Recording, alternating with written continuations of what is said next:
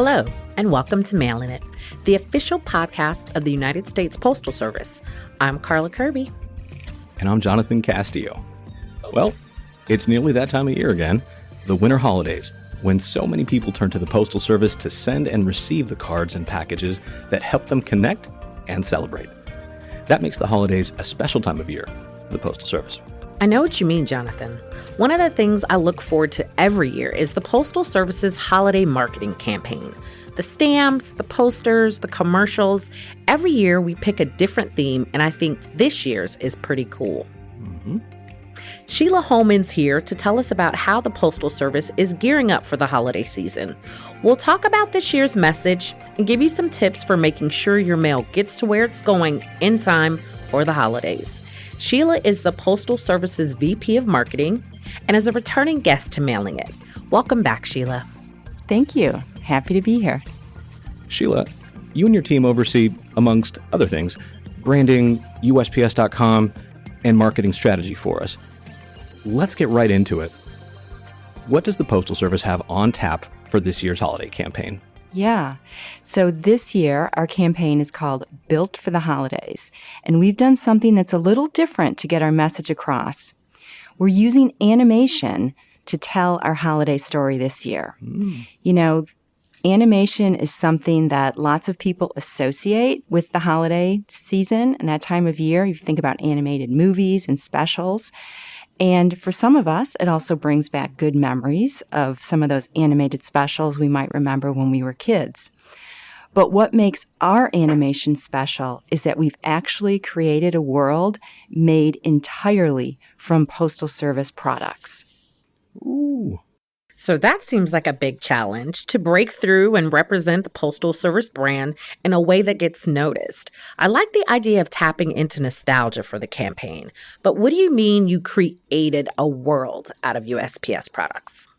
We have literally used USPS products and packaging, such as Priority Mail, USPS Connect, and our newest product, USPS Ground Advantage, to create a miniature world. And the video is completely handmade. There is no CGI. It's not just the structure of the buildings, but the figurines and that are the people and the employees that are featured, the USPS employees. We even have a small little Postmaster General in there as well. And the analogy here is the craft and care that the people from the United States Postal Service take with your packages and mail, not just during the holidays, but every day of the year. It reflects the efforts of the men and women at the Postal Service who are building out the Delivering for America program. That is so cool, Sheila. I remember, last year's theme was Holiday Ready, and I think the year before that was The Helpers. Why does the Postal Service do a special holiday marketing campaign every year? So it's a reminder to everyone that the Postal Service is there for your shipping needs. During the holiday season, shipping is just something that's more top of mind. And let's face it, the Postal Service is also in a very competitive environment. Most people don't know this, but we don't take taxpayer dollars. We are self-sustaining, which is always challenging, considering that we service 165 million addresses. Mm-hmm. So, Sheila, where will people be able to see this new campaign? It'll be shown on TV, streaming services, and online. You'll see it on things like morning news, cable networks, and also some of the lifestyle cable nets. It's definitely a multi-channel effort. And it's the kind of campaign that we think we'll be able to build upon for next year's holiday season. So that was really the intention, and part of our goal was to develop an iconic approach that we can repeat every year at the holiday season. And having this handcrafted world is something that we hope that everyone starts to look forward to year after year from the Postal Service. Are there any things that our viewers should be looking for when they see those commercials? Yes, there are actually a few little Easter eggs in there. So as our vehicles are moving through the world, I would ask that people take a look at some of the billboards that they pass by, and you might see some things there that you'll want to check out. I would also mention that when you're at one of the facilities, that's where you really want to slow down, and you might get a glimpse of our Postmaster General.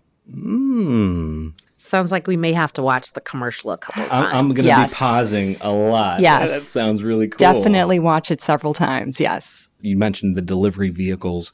Will they be sighting of our new delivery vehicles? Yes, there is. So all of our delivery vehicles, we have a few different vehicles that are featured, including our new NGDV, which is the next generation delivery vehicle, which will be rolling out later this year. Very nice. I cannot wait to see this campaign. Now, another fun part of the holidays are the special stamps we create every year. I saw that this year's holiday stamps feature either woodland creatures or snow globes. Seems appropriate. What else can you tell us about them? Yes, we actually, as you said, we have 2 versions of our holiday stamps this year. And I was actually the USPS dedicating official for the snow globe stamp, which was very exciting. And we revealed the stamp in beautiful Breckenridge, Colorado. And the snow globe stamp is a series of 4 artistic renderings of snow globes. They feature a snowman, Santa, a reindeer, and a snow-covered tree with ornaments. And this artwork has a very much a warm holiday feeling. We also have a series of stamps called the Winter Woodland Animals, and this features 4 different animals that live in the woods of North America, including a deer, fox, rabbit, and owl. And this artwork is a little bit different. It's a little bit more modern and abstract.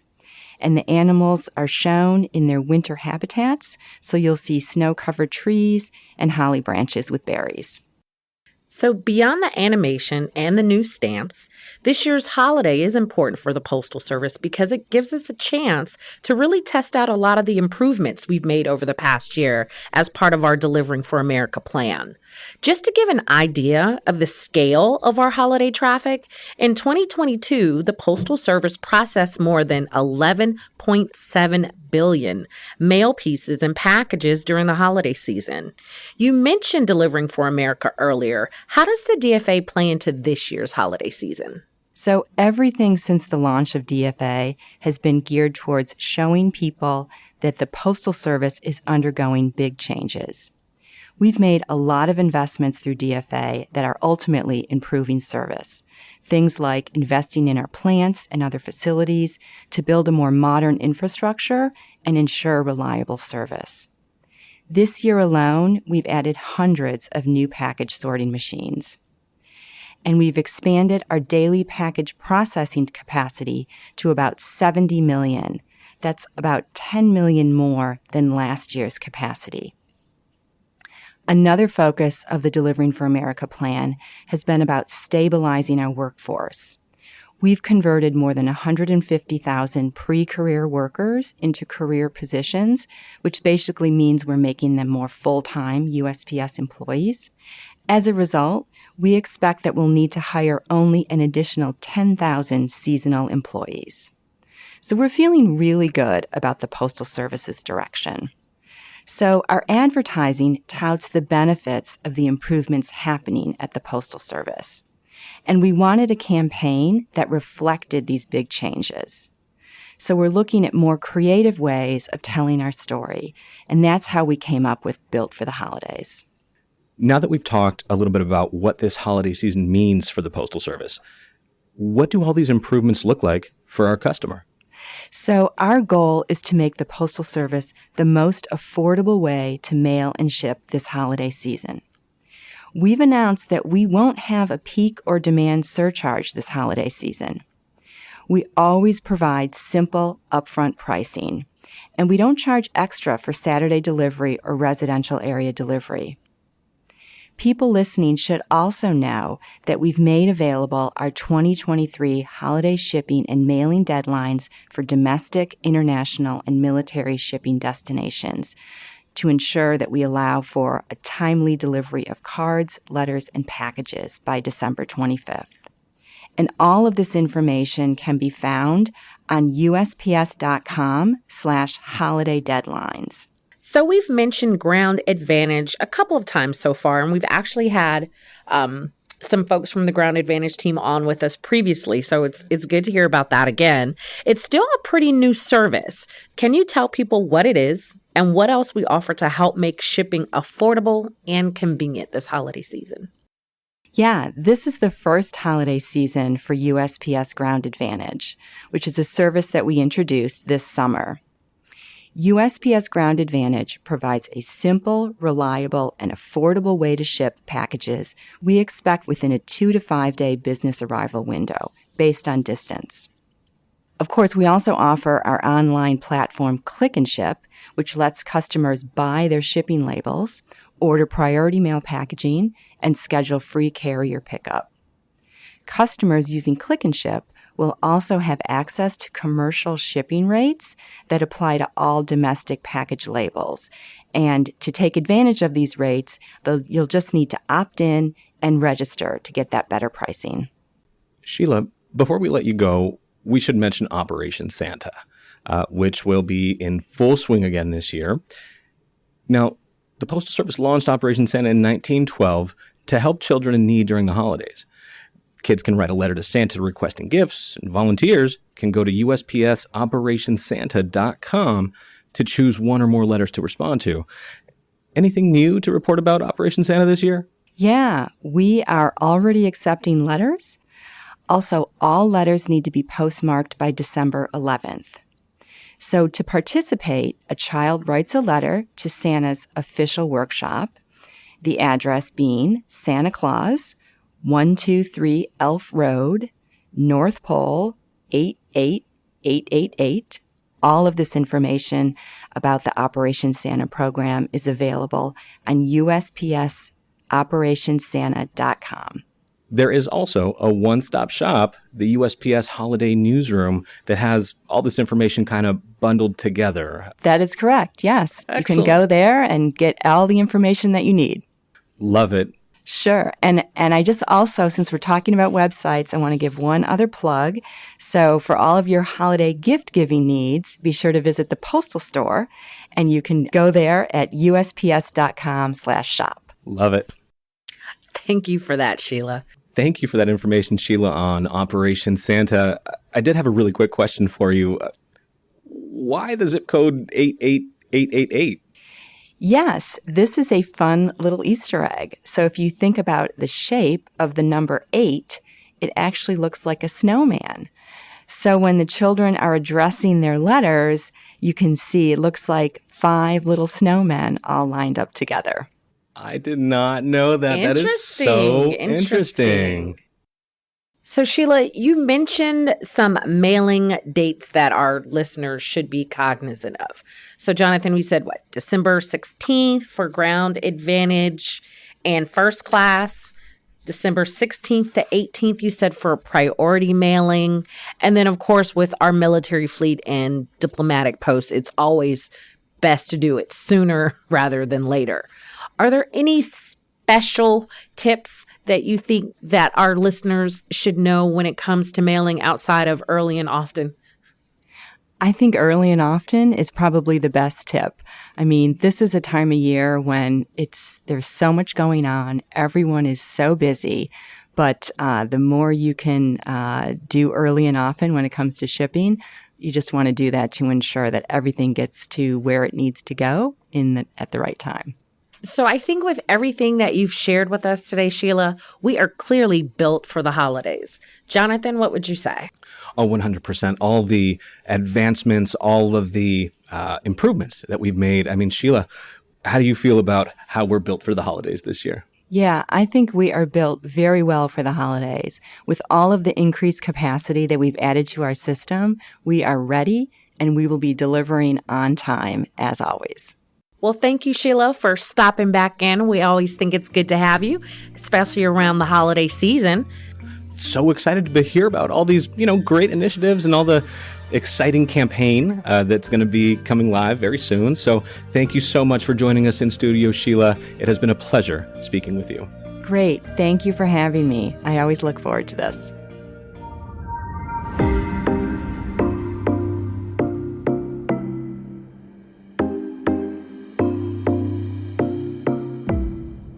Now, as always, it's time for our Did You Know segment, where we discuss some little-known facts about the Postal Service. Jonathan, you want to get us started? Sure thing. Carla, did you know that a post office in New Hampshire has operated in the same building since 1816? Wow, I did not know that. I bet the place has seen a lot of history. Where exactly is it located? In Hinsdale, New Hampshire, a town of around 4,000 people currently. Originally, the post office shared a space with the general store and eventually with a barbershop and a telephone operator. At some point, it took over the entire ground floor and is now the only business in the building. When the neighboring town hall burned down in the early 20th century, the fire thankfully didn't spread to the post office, leaving it as one of the few remaining original structures in Hinsdale.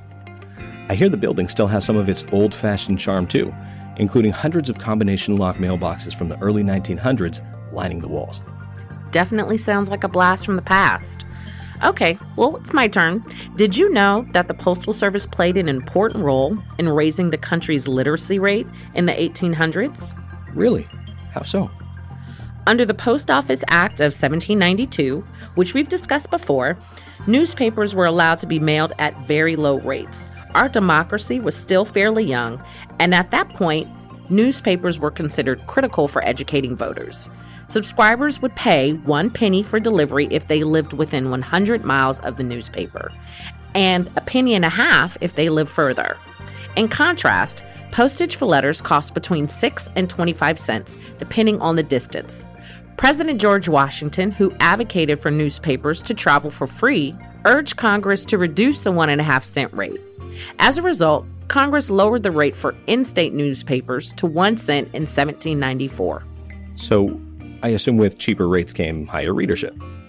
So yes, for what it's worth, in 1840, 91% of white American adults reported being able to read, according to the census that year. It's thought that the widespread availability of newspapers was a big part of that literacy push. That's really interesting. Thanks for digging that one up. And that concludes this episode of Did You Know?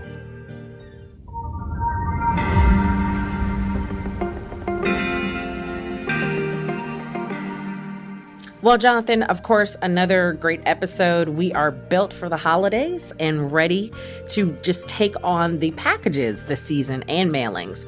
One of the things that I think stood out for me is there's no surcharge on our mailing, like some of our other competitors may have. No surcharge for holiday mailing. You can go right into a retail store. You can even order supplies and shipping things that you need for shipping on USPS.com. We can't make it more convenient than that.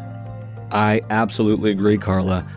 For me, it was learning about the key investments ahead of the holidays that the Postal Service has made. And also the holiday campaign this year using, building on all of our successes as the basis for our, campaign and what's going on with that. I am so excited for the holiday season this year. Exactly. We're going to have to get out and get some of those stamps too. Winter woodland animals and snow globes. Love it. Thank you for joining us. That wraps up this episode of Mailing It. Don't forget to subscribe to Mailing It wherever you get your podcast to make sure you don't miss any episodes.